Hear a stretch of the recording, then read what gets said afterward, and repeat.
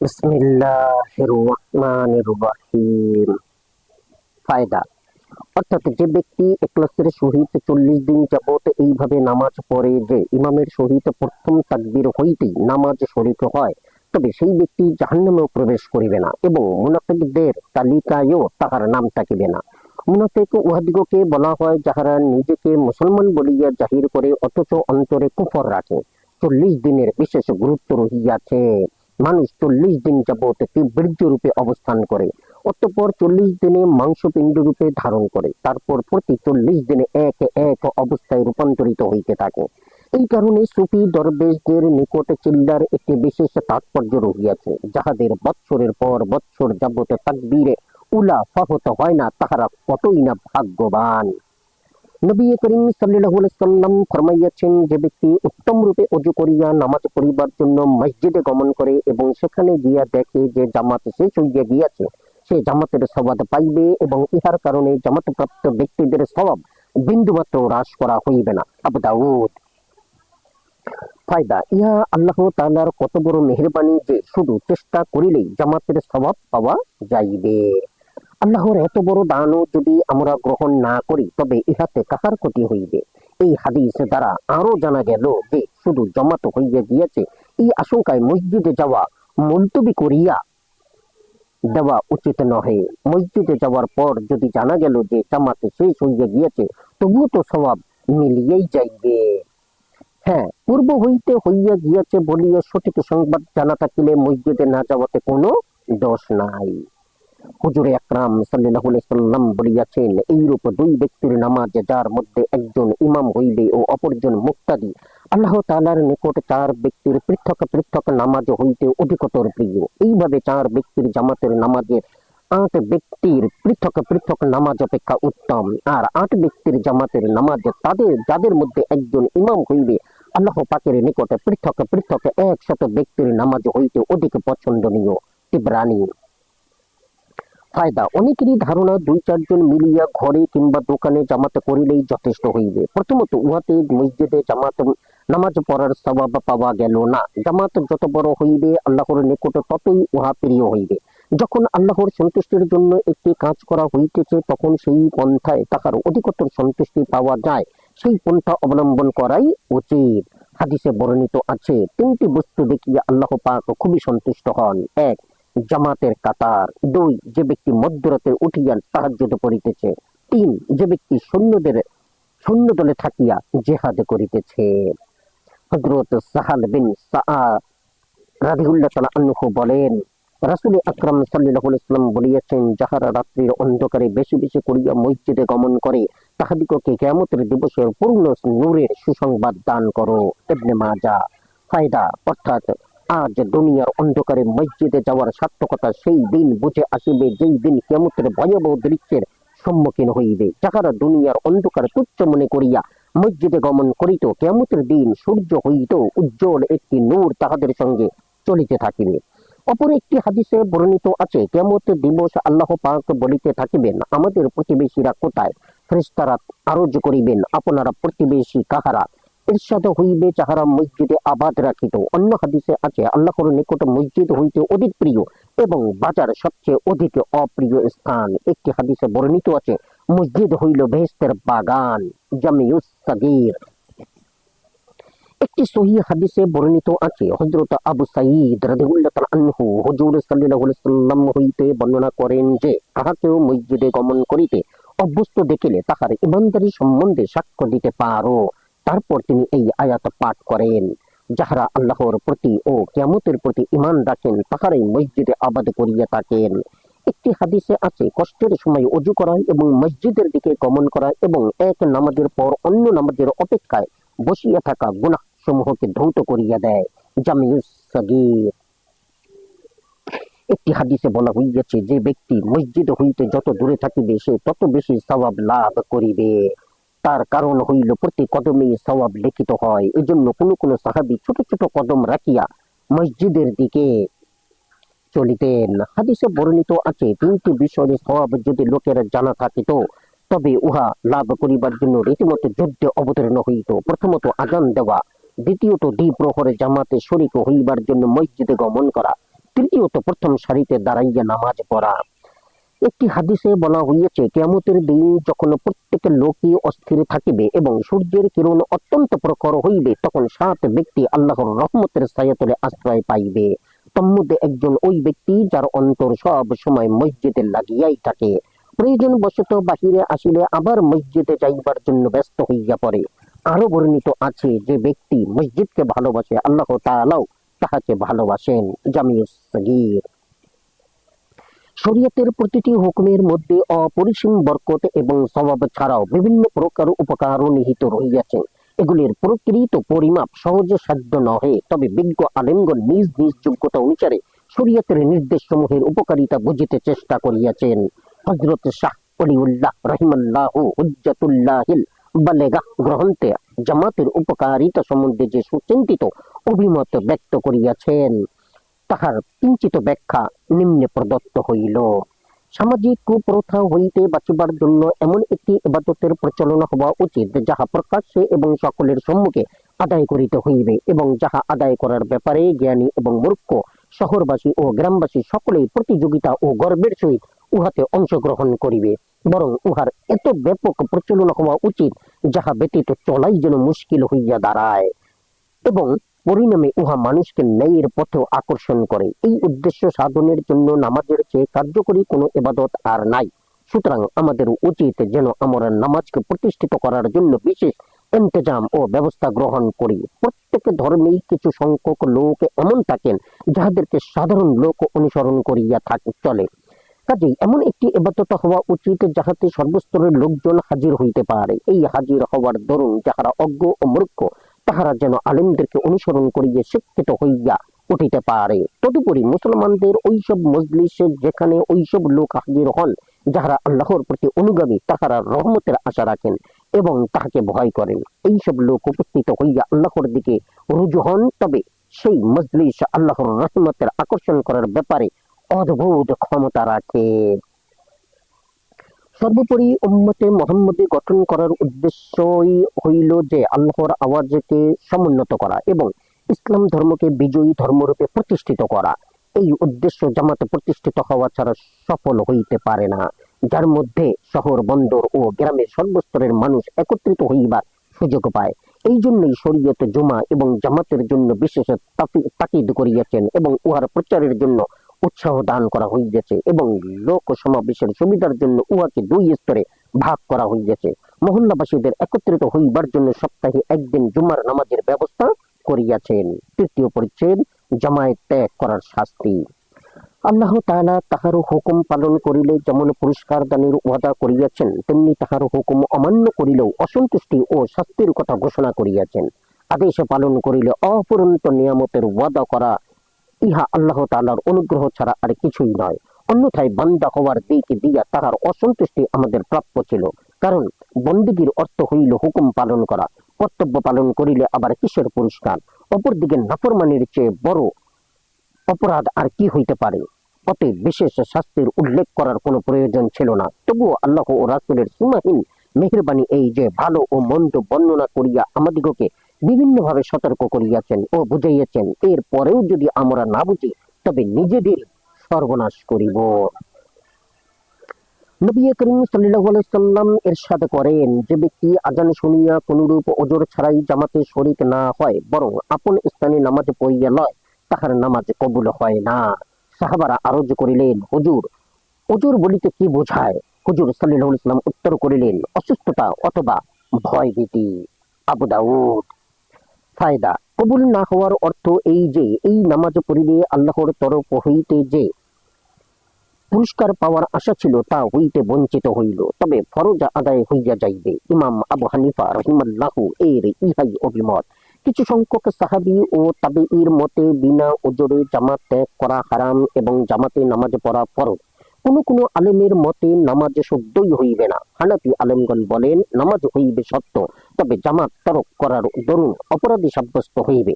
হযরতে ইবনে আব্বাস রাদিয়াল্লাহু তাআলা আনহু হইতে বর্ণিত আছে, যেই ব্যক্তি আযান শুনিয়াও জামাতে শরীক হইল না, সে নিজের মঙ্গল কামনা করিল না, সুতরাং তাহার সহিত ভালো ব্যবহার করা হইবে না। হযরত আবু হুরায়রা রাদিয়াল্লাহু তাআলা আনহু বলেন, যে ব্যক্তি আযান শুনিয়া জামাতে শরিক হইল না, তাহার কানে গলিত সীসা ভরিয়া দেওয়া হোক, ইহাই তাহার পক্ষে উত্তম। আজান শুনিয়া জামাতে হাজির না হওয়ার উপর কঠোর সতর্কবাণী। রাসূলুল্লাহ সাল্লাল্লাহু আলাইহি ওয়াসাল্লাম বলেন, ওই ব্যক্তির কাজ পরিষ্কার জুলুম, কুফর এবং নেফাক ব্যতীত আর কিছুই নহে, যে ব্যক্তি মুয়াজ্জিনের আজান শুনিয়াও জামাতে হাজির হইল না। আহমেদ। ফায়দা, কত কঠোর সতর্কবাণী হাদিসে যাহারা জামাতে হাজির হয় না তাহাদের কাজকে কাফের এবং মুনাফিকদের কাজের সহিত তুলনা করিয়া ইশারা করা হইতেছে যে মুসলমান এইরূপ করিতেই পারে না। দ্বিতীয় হাদিসে বর্ণিত আছে, মানুষের দুর্ভাগ্যের জন্য ইহাই যথেষ্ট যে আজান শুনিল অথচ নামাজে হাজির হইল না। সুলাইমান বিন আবি হাসমা রাদিয়াল্লাহু তাআলা আনহা একজন বিখ্যাত সাহাবী ছিলেন। হুজুরের জামানায় জন্ম হওয়া সত্ত্বেও কচি বয়সের দরুন হাদিস জানার সৌভাগ্য হয় নাই। হযরত ওমর রাদিয়াল্লাহু তাআলা আনহু তাহাকে বাজারের চৌকিদার নিযুক্ত করিয়াছিলেন। একদিন ঘটনাক্রমে ফজরের জামাতে হাজির ছিলেন না। হযরত ওমর রাদিয়াল্লাহু তাআলা আনহু তাহার বাড়িতে গিয়া তাহার আম্মাকে জিজ্ঞাসা করিলেন, সুলাইমান ফজরের জামাতে কেন উপস্থিত ছিল না? আম্মা উত্তর দিলেন, সারা রাত সে নফল নামাজে লিপ্ত ছিল, অতএব ভোরের দিকে নিদ্রা আসিয়া যাওয়ায় জামাতে হাজির হইতে পারে নাই। হযরত ওমর রাদিয়াল্লাহু তাআলা আনহু বলিলেন, আমার নিকট সারা রাত্রি নফল পড়ার চেয়ে ফজরের জামাতে শরিকা হওয়া অধিকতর পছন্দনীয়। হুজুর পাক সাল্লাল্লাহু আলাইহি সাল্লাম ইরশাদ ফরমাইয়াছেন, আমার অন্তর চাই কিছু সংখ্যক যুবককে অনেকগুলি জ্বালানি কাঠ সংগ্রহ করিতে আদেশ দেই, তারপর আমি ওই সব লোকের নিকট যাই যাহারা বিনা উজুরে ঘরেই নামাজ আদায় করে এবং গিয়া তাহার বাড়ি ঘর আগুনে পোড়াইয়া দেই। মুসলিম। ফায়দা, নবী করিম সাল্লাল্লাহু আলাইহি সাল্লাম উম্মতের প্রতি কত বড় মেহেরবান ছিলেন এবং কাহারও সামান্যতম দুঃখ তিনি বরদাস্ত করিতে পারিতেন না। তবুও জামাত তরককারীদের বেলায় তাহার এতই ক্রোধ যে তাহাদের ঘর বাড়ি পর্যন্ত পোড়াইয়া দিতে প্রস্তুত ছিলেন। হযরত আবু দারদা রাদিয়াল্লাহু তাআলা আনহু বলেন, আমি হুজুর সাল্লাল্লাহু আলাইহি সাল্লামকে বলিতে শুনিয়াছি যে গ্রামে বা মাঠে কমপক্ষে ৩ জন লোকও থাকে অথচ তাহারা সেখানে জামাতে নামাজ পড়ে না, শয়তান তাহাদের উপর প্রভাব বিস্তার করিয়া ফেলে। কাজেই জামাতকে জরুরি মনে করো। দল ত্যাগকারী বকরিকে বাঘে খাইয়া ফেলে আর মানুষের বাঘ হইল শয়তান। আহমেদ। ফায়দা, এই হাদিসের দ্বারা বোঝা গেল যাহারা খেতে খামারে কাজ করে তাহারা ৩ জন হইলেই তাহাদেরকে জামাতে নামাজ আদায় করিতে হইবে, বরং ২ জন হইলেও জামাতে পড়াই উত্তম। কৃষকরা প্রায়ই নামাজ পড়ে না, তাহাদের মতে ক্ষেতের কাজে ব্যস্ত থাকাই বড় ওজর। আর যেসব কৃষক সাধারণত দিনদার বলিয়া পরিচিত তাহারাও একাই নামাজ পড়িয়া ফেলে, অথচ কয়েকজন কৃষক একত্র হইয়া জামাতে নামাজ পড়িলে কত বড় সওয়াবের অধিকারী হইতে পারে। ২-৪টি পয়সা উপার্জনের জন্য শীত, গ্রীষ্ম, রৌদ্র ও বৃষ্টি উপেক্ষা করিয়া সারা দিন কাজ করা চলে, অথচ জামাত ত্যাগ করার দরুন কত বড় পুণ্য হইতে বঞ্চিত হইল উহার প্রতি একটু ভ্রূক্ষেপ করিল না, বরং ইহাদের মাঠে ঘাটে জামাতে করিয়া নামাজ পড়িলে আরো বেশি সওয়াবের আশা রহিয়াছে। এমনকি একটি হাদিসে বর্ণিত আছে, তাহারা 50 ওয়াক্ত নামাজের সওয়াব লাভ করিবে। একটি হাদিসে বলা হইয়াছে, যখন কোন রাখাল কোন পাহাড়ের পাদদেশে আজান দিয়া নামাজ আদায় করে তখন আল্লাহ পাক অতিশয় আনন্দিত হন এবং গর্ব সহকারে ফেরেশতাদেরকে বলিতে থাকেন, দেখো ফেরেশতাগণ, আমার বান্দা আজান দিয়া নামাজ পড়িতেছে, সে আমারই ভয়ে এই রূপ করিতেছে, আমি তাহাকে ক্ষমা করিয়া দিলাম এবং তাহার বেহেশতের ফয়সালা করিয়া দিলাম। হযরত ইবনে আব্বাস রাদিয়াল্লাহু তাআলা আনহুকে এক ব্যক্তি জিজ্ঞাসা করিল, জনৈক ব্যক্তি সারা দিন রোজা রাখে ও সারা রাত নফল নামাজ পড়ে, কিন্তু লোকটা জুম্মা এবং জামাতে শরীক হয় না, তাহার বিষয়ে কি বলেন? হুজুর সাল্লাল্লাহু আলাইহি ওয়াসাল্লাম তিনি উত্তর করিলেন, ওই ব্যক্তি জাহান্নামী হইবে। তিরমিজি। ফায়দা, এই ব্যক্তি একটি নির্দিষ্ট জামানা পর্যন্ত শাস্তি ভোগ করিয়া জাহান্নাম হইতে মুক্তি পাইবে, কারণ সে মুসলমান। তবে কতকাল সে জাহান্নামে থাকিবে কে তাহার হিসাব জানে? জাহেল সুফিগণের মধ্যে আজিফা এবং নফলের প্রতি যথেষ্ট অনুরাগ দেখা যায়, কিন্তু জামাতের প্রতি তাহাদের ভ্রুক্ষেপ নাই, ইহাকেই তাহারা বুজুর্গি মনে করে, অথচ আল্লাহর মেহবুব নবী সাল্লাল্লাহু আলাইহি ওয়াসাল্লাম এর অনুসরণ করাই সবচেয়ে বড় বুজুর্গি। একটি হাদিসে বর্ণিত আছে, 3 ব্যক্তির উপর আল্লাহ তাআলা লানত বর্ষণ করেন। প্রথমত এই ইমাম যাহার উপর মুসল্লিগণ যে কোনো যুক্তি সঙ্গত কারণে অসন্তুষ্ট। দ্বিতীয় ওই নারী যাহার উপর তাহার স্বামী নারাজ। তৃতীয় ওই ব্যক্তি যে আজান শুনিয়া জামাতে শামিল হয় না। হযরত কাব এহবার বলিয়াছেন, ওই আল্লাহর কসম যিনি মুসা আলাইহিস সালাম এর উপর তৌরাত, ঈসা আলাইহিস সালাম এর উপর ইনজিল, দাউদ আলাইহিস সালাম এর উপর জবুর ও মুহাম্মদ সাল্লাল্লাহু আলাইহি সাল্লাম এর উপর কোরআন শরীফ নাযিল করিয়াছেন। এই আয়াতসমূহ আযান সহকারী সেখানে ফরজ নামাজ আদায় করা হয় সেই সম্বন্ধেই নাযিল হইয়াছে। আয়াতগুলির অনুবাদ যেদিন আল্লাহ পাক সাক এর সম্বন্ধেই সাকে এর তাজাল্লি প্রকাশ করিবেন, উহা এক বিশেষ ধরনের তাজাল্লি হইবে। সকল মানুষকে সিজদার জন্য ডাকা হইবে, তখন তাহারা সিজদা করিতে পারিবে না।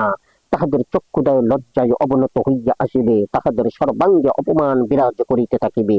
কারণ দুনিয়াতেও তাহাদিগকে সিজদার দিকে আহ্বান করা হইত, কিন্তু সুস্থ শরীর থাকা সত্ত্বেও তাহারা সিজদা করিত না।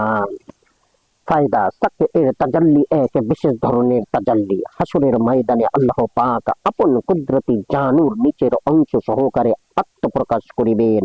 উহার তাজাল্লিতে সমস্ত হাসর ময়দানে ঝলমল করিয়া উঠিবে। মুসল্লিগণ ইহা শক্ত হইয়া যাইবে, সেই জন্য তাহারা সিজদা করিতে সমর্থ হইবে না। হযরত কাব এহবার ও ইবনে আব্বাস রাদিয়াল্লাহু তাআলা আনহু হইতে বর্ণিত আছে, তাহারা ওই সমস্ত লোক হইবে যাহারা আজানের ডাক শুনিয়াও দুনিয়াতে জামাতে নামাজ আদায় করিত না। হযরত আবু সাঈদ খুদরি রাদিয়াল্লাহু তাআলা আনহু বলেন, আমি হুজুর সাল্লাল্লাহু আলাইহি সাল্লামকে বলিতে শুনিয়াছি, তাহারা ওই সমস্ত লোক যাহারা দুনিয়াতে রিয়া অর্থাৎ লোক দেখানোর জন্য ইবাদত করিয়াছে। আয়াতের অন্য একা তাফসীর এই যে তাহারা কাফের যাহারা দুনিয়াতে নামাজ পড়িত না। চতুর্থ অর্থ এই যে উক্ত আয়াতে মুনাফিক দিগকে বোঝানো হইয়াছে। বস্তুত হযরত কাব এহবার ও ইবনে আব্বাস রাদিয়াল্লাহু তাআলা আনহু হইতে বর্ণিত তাফসীর অনুযায়ী বিচার করিলে প্রতীয়মান হয় যে ব্যাপারটা কত গুরুতর। হাসরের ময়দানে অপমানিত ও লজ্জিত হইতে হইবে, এবং যেখানে সমগ্র মুসলমান সিজদায় রত হইবে সেখানে তাহারা সিজদা করিতে পারিবে না। জামাত তরকারীদের জন্য আরো বহু সতর্কবাণী আসিয়াছে। প্রকৃত মুসলমান হইলে একটি সতর্কবাণীর প্রয়োজন নাই, কারণ আল্লাহ ও রাসূলের নির্দেশই তাহার জন্য যথেষ্ট। আর যাহারা এই নির্দেশের পরোয়া করে না, তাহাদের জন্য হাজার ধমক ও অনর্থক। যখন শাস্তির সময় আসিবে তখন অনুতপ্ত হইবে, কিন্তু সেই অনুতাপ কোনো কাজে আসিবে না। তৃতীয় অধ্যায়, খুশু ও খুজুর বর্ণনা। এমন বহু লোক আছে যাহারা নামাজ পড়ে, আবার তন্মধ্যে অনেকেই আছে যাহারা জামাতের সহিত পড়ারও ব্যবস্থা করে, কিন্তু এতদ সত্ত্বেও তাহারা নামাজকে এত অন্যায় ভাবে পড়ে যে উহার স্বভাব পাওয়া তো দূরের কথা, বরং অসম্পূর্ণ হওয়ার দরুন নামাজ তাহাদের মুখের উপর নিক্ষেপ করিয়া দেওয়া হয়। তবু না পড়ার চেয়ে এই রূপ পড়াও উত্তম, কারণ একেবারে না পড়ার শাস্তি অত্যন্ত কঠোর। আর প্রথমোক্ত অবস্থায় ব্যাপার এই দাঁড়াইল যে নামাজ কবুল হইল না এবং নির্ধারিত স্বভাবও পাওয়া গেল না। হ্যাঁ, মানুষ নামাজ পড়ার জন্য যখন সময় ব্যয় করে এবং কষ্ট স্বীকার করিয়া কাজ কারবারও বন্ধ রাখে, তখন উহা সেই যেইভাবে অধিকতর মূল্যবান হয় তার জন্য বিন্দু মাত্র ত্রুটি করা উচিত নহে। আল্লাহ পাকের এই বাণী যদিও কোরবানি সম্বন্ধে, তবুও শরীয়তের নির্দেশ সর্বক্ষেত্রেই প্রযোজ্য। ইরশাদ হইতেছে, আল্লাহ তাআলার নিকট কোরবানির গোশত এবং রক্তসমূহ পৌঁছে না, বরং তোমাদের পরহেজগারি এবং আন্তরিকতাই পৌঁছে। সুতরাং যে পরিমাণ আন্তরিকতা থাকিবে সেই পরিমাণ আল্লাহর দরবারে কবুল হইবে। হযরত মুআয রাদিয়াল্লাহু তাআলা আনহু বলেন, হুজুর সাল্লাল্লাহু আলাইহি সাল্লাম আমাকে যখন ইয়ামান পাঠাইলেন, তখন বিদায়কালে আমি শেষ উপদেশের অনুরোধ জানাইলে হুজুর সাল্লাল্লাহু আলাইহি সাল্লাম বলিলেন, প্রত্যেক কাজই ইখলাস ও আন্তরিকতার সহিত সম্পন্ন করিবে, কারণ ইখলাসের সহিত সামান্যতম আমলও অনেক বড়। হযরত সাওবান রাদিয়াল্লাহু তাআলা আনহু বলেন, আমি হুজুর সাল্লাল্লাহু আলাইহি সাল্লামকে বলতে শুনিয়াছি, ইখলাস ওয়ালিদিগকে ধন্যবাদ, কারণ তাহারা ধর্মের প্রতি তাহাদের উসিলায় বড় বড় ফিতনাও মিটিয়া যায়। অন্য হাদিসে হুজুর সাল্লাল্লাহু আলাইহি সাল্লাম ইরশাদ করেন, আল্লাহ তাআলা দুর্বল ব্যক্তিদের উসিলায় এই উম্মতের সাহায্য করিয়া থাকেন, তাহাদের দোয়া ও নামাজ এবং ইখলাসের বরকতেও সাহায্য আসিয়া থাকে। নামাজ সম্পর্কে আল্লাহ পাক বলিতেছেন, যে সব নামাজি স্বীয় নামাজ হইতে গাফেল এবং লোক দেখানো নামাজ পড়ে, তাহাদের ধ্বংস অনিবার্য। গাফেল শব্দের কয়েক প্রকার ব্যাখ্যা করা হইয়াছে। প্রথমত, সময়ের প্রতি লক্ষ্য না করিয়া নামাজ কাজা করিয়া দেওয়া। দ্বিতীয়ত, নামাজে মনোযোগ না দিয়া এদিক ওদিক লক্ষ্য করা। তৃতীয়ত, এতটুকু খবরও না রাখা যে কত রাকাত পড়া হইল। অন্য স্থানে মুনাফিকদের সম্বন্ধে আল্লাহ পাক বলিতেছেন, যখন তাহারা নামাজে দণ্ডায়মান হয় তখন তাহারা অত্যন্ত অলসতার সহিত হয়, শুধু লোকজনকে দেখায় যে আমরাও নামাজি, উপরন্তু তাহারা আল্লাহকে খুব সামান্যই স্মরণ করিয়া থাকে।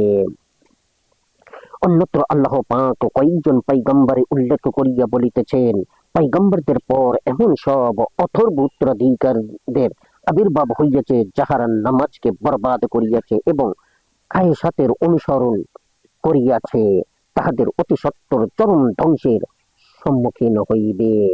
গাই শব্দের আবিধানিক অর্থ হইল গুমরাহি বা পথভ্রষ্টতা, উহা দ্বারা এখানে পরকালের ধ্বংসই বোঝানো হইয়াছে। অনেকে তাফসীরকার লিখিয়াছেন, গাই জাহান্নামের পুজ রক্তের পুঞ্জীভূত একটি স্তরের নাম, উপরোক্ত লোকগণ ওই স্তরে নিক্ষিপ্ত হইবে। আল্লাহ পাক আরো বলেন, তাহাদের দান খয়রাত কবুল না হওয়ার একমাত্র কারণ এই যে তাহারা আল্লাহ ও রাসূলের সহিত নাফরমানি করে এবং আলস্য ছাড়া নামাজ পড়ে না এবং অসন্তোষ ছাড়া তাহারা দানও করে না। অপরদিকে যাহারা ভালোভাবে নামাজ আদায় করে তাহাদের সম্পর্কে আল্লাহ তাআলা বলেন, নিশ্চয়ই ওই সব মুমিন সাফল্য লাভ করিয়াছে যাহারা বিনয় ও খুশুর সহিত নামাজ আদায় করে এবং যাহারা অনর্থক কার্যাবলী হইতে নিজেকে বিরত রাখে, যাহারা জাকাত প্রদান করে এবং যাহারা নিজ স্ত্রী ও দাসীদের ছাড়া অন্যদের হইতে আপন লজ্জাস্থানকে হেফাজত করে, যেহেতু সেই ক্ষেত্রে তাহার নিরপরাধী।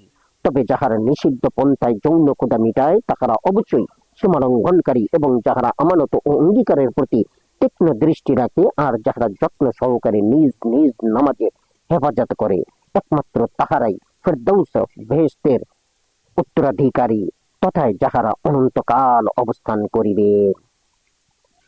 হাদিসে বর্ণিত আছে, ফেরদাউস বেহেশতের সর্বোচ্চ স্থান, সেখান হইতেই জান্নাতের নহর সমূহ প্রবাহিত হয়, উহার উপরই আল্লাহর আরশ হইবে। যখন তোমরা জান্নাতের জন্য প্রার্থনা করিবে তখন জান্নাতুল ফেরদাউসের জন্যই প্রার্থনা করো।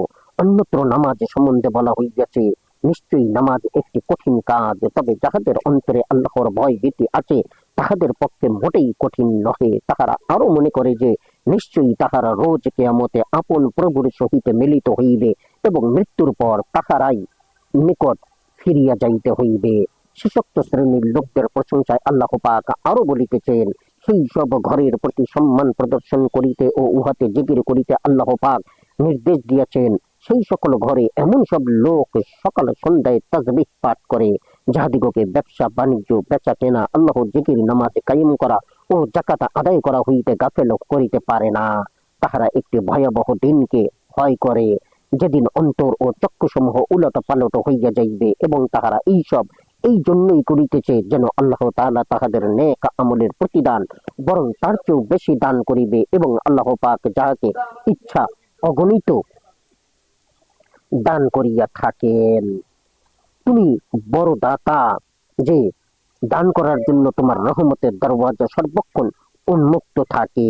হযরত আবদুল্লাহ বিন আনাস রাদিয়াল্লাহু তাআলা আনহু বলেন, নামাজে কায়েম করার অর্থ এই যে উহার রুকু ও সিজদা সঠিকভাবে আদায় করিবে, আপাদ মস্তক আল্লাহর দিকে রুজু করিবে। হযরত কাতাদা রাদিয়াল্লাহু তাআলা আনহু বলেন, কায়েম করার অর্থ সময়ের প্রতি লক্ষ্য রাখা, ওযু এবং রুকু সিজদা ঠিকমতো আদায় করা, অর্থাৎ কোরআন শরীফের যেখানে একামুস সালাত বা ইউকিমুনাস সালাত আসিয়াছে সেখানেই এই অর্থ বোঝানো হইয়াছে।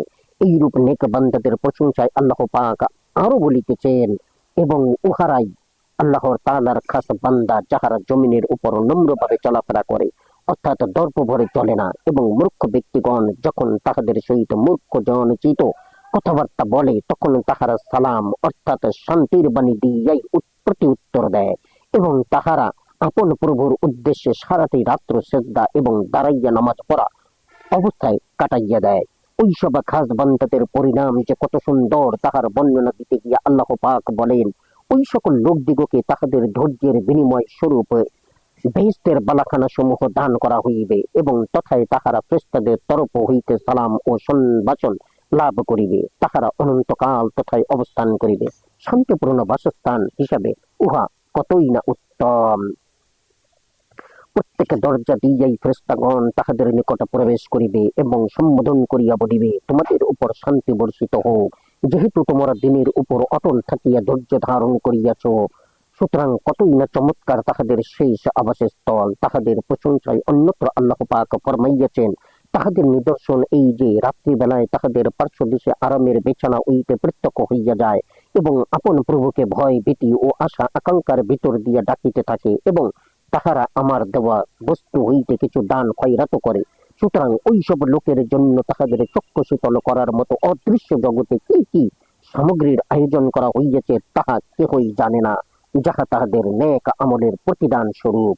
উহাদের সানে আরো বলা হইয়াছে, নিশ্চয়ই পরহেজগার ব্যক্তিগণ বেহেশতের বাগান ও ঝর্ণাসমূহের মধ্যে অবস্থান করিবেন। আপন পরওয়ারদিগারের দানকে তাহারা সন্তুষ্ট চিত্রে গ্রহণ করিবেন। নিশ্চয়ই তাহারা ইতিপূর্বে সৎকর্মশীল ছিলেন এবং রাত্রিবেলায় খুব কমই ঘুমাইতেন এবং শেষ রাতে উঠিয়া তাহারা ইস্তেগফার অর্থাৎ ক্ষমা প্রার্থনা করিতেন। অন্য এক জায়গায় বলিতেছেন, যাহারা অধার্মিক তাহাদের সহিত ওইসব লোকের তুলনা হইতে পারে যাহারা রাত্রি বেলায় কখনো বা সেজদায় পড়িয়া আবার কখনো দাঁড়ানো অবস্থায় আল্লাহর ইবাদত করে, আখিরাতকে ভয় করে এবং আপন প্রভুর রহমতের আশা রাখে। আপনি তাহাদিগকে জিজ্ঞাসা করুন যে কখনো আলেম এবং জাহেল বরাবর হইতে পারে? একমাত্র বুদ্ধিমান ব্যক্তিরাই উপদেশ গ্রহণ করে। অন্যত্র আসিয়াছে, নিশ্চয়ই মানুষকে চঞ্চল চিত্তরূপে সৃষ্টি করা হইয়াছে। কোনরূপে বিপদে পড়িলেই সে অতিমাত্রায় হাহুতাশ আরম্ভ করে, আর যখন সে কোনরূপ মঙ্গল লাভ করে তখনই সে কৃপণতা শুরু করে। হ্যাঁ, ওইসব নামাজিদের ব্যাপার স্বতন্ত্র যাহারা পরবন্দি ও স্থিরতার সহিত নামাজ আদায় করে। নামাজিদের প্রশংসায় আল্লাহ পাক আরো বলেন, এবং যাহারা নিজ নিজ নামাজের হেফাজত করিতে থাকিবে তাহারা বেহেশতের বাগান সমূহে সম্মানিত অবস্থায় অবস্থান করিবে। ইহা ব্যতীত আরো অনেক আয়াতে নামাজের হুকুম এবং নামাজীদের ফজিলত ও সম্মানের কথা উল্লেখ করা হইয়াছে। প্রকৃতপক্ষে নামাজ এইরূপ দৌলত বটে। অতএব কারণেই প্রিয় নবী সাল্লাল্লাহু আলাইহি সাল্লাম ইরশাদ ফরমাইয়াছেন, আমার চক্ষুর তৃপ্তি হইল নামাজ।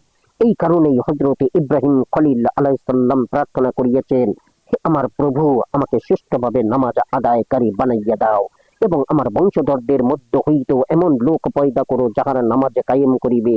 হে আমার রব, আমার দোয়া কবুল করো। আল্লাহর প্রিয় নবী ইব্রাহিম আলাইহিস সালাম খলিল উপাধিতে গৌরবান্বিত হওয়া সত্ত্বেও নামাজের পাবন্দির জন্য আল্লাহর নিকটে প্রার্থনা করিতেছেন। আল্লাহ পাক অন্য আয়াতে ফরমাইতেছেন, আপন পরিবার পরিজনকে নামাজ পড়ার জন্য হুকুম করিতে থাকুন এবং নিজেও যত্ন সহকারে উহা আদায় করিতে থাকুন। আপনার নিকট আমি রিজিক চাই না, রিজিক তো আমি আপনাকে দান করিব। উত্তম পরিণাম একমাত্র পরহেজগারির মধ্যেই নিহিত। হাদিস শরীফে বর্ণিত আছে, নবী আকরাম সাল্লাল্লাহু আলাইহি ওয়াসাল্লাম যখন কোনো অভাবে পড়িতেন তখন পরিবারস্থ সবাইকে নামাজে পড়ার আদেশ দিতেন এবং উক্ত আয়াত পাঠ করিতেন। পূর্ববর্তী নবীগণ যখন কোনো সংকটের সম্মুখীন হইতেন তখন নামাজে লিপ্ত হইতেন, কিন্তু আমরা এই গুরুত্বপূর্ণ বিষয়টির প্রতি ভ্রুক্ষেপ করি না, অথচ ইসলাম এবং মুসলমানের লম্বা চওড়া দাবিও করিয়া থাকি। বরং কেহ যদি নামাজের দিকে ডাকে তাহার সহিত ঠাট্টা বিদ্রুপ করিয়া থাকি। এইভাবে আমরা অপরের ক্ষতি না করিয়া নিজেদেরই সর্বনাশ করিতেছি। আবার যাহারা নামাজ পড়ে তাহাদের মধ্যেও অনেকেই খুশু খুজুত দূরের কথা, নামাজের অবশ্য করণীয় রোকনও পুরোপুরি আদায় করিতেছে না। ইহা নামাজের সহিত পরিহাস ছাড়া আর কিছু নহে। অথচ আল্লাহর হাবিবের আদর্শ আমাদের সম্মুখে রহিয়াছে। তিনি প্রত্যেকটি কাজ স্বয়ং করিয়া দেখাইয়াছেন। সাহাবাদের আদর্শ আমাদের সম্মুখে, সেইগুলির অনুসরণ করা উচিত। নমুনা শরীফ সাহাবাদের কিছু কাহিনী হেকায়াত সাহাবা নামক গ্রন্থে লিখিয়াছে। ওইসব পুনরাবৃত্তি এখানে নিষ্প্রয়োজন। তবে এখানে সুফি দরবেশদের কতিপয় কাহিনী উল্লেখ করার পর হুজুর সাল্লাল্লাহু আলাইহি ওয়াসাল্লাম এর কয়েকটি হাদিসের বর্ণনা করিব। বুজুর্গানের কতিপয় ঘটনা। এক, শেখ আবুল ওয়াহিদ রাদিয়াল্লাহু তাআলা রাহিমাহুল্লাহ একজন বিখ্যাত সুফি ছিলেন। তিনি বললেন, একদা রাত্রিবেলায় নিদ্রাবশত আমার রাত্রিকালীন তাসবিহ ও আজিফা পড়িতে পারিলাম না। স্বপ্নযোগে আমি সবুজ রং এর রশ্মি পোশাক পরিহিতা এক পরমা সুন্দরী বালিকাকে দেখিলাম। আপাত মস্তক তাহার তাসবিহ পাঠে রত ছিল। সে আমাকে বলিল, আমাকে পাওয়ার জন্য চেষ্টা করো, আমি তোমাকে লাভ করিবার চেষ্টায় আছি।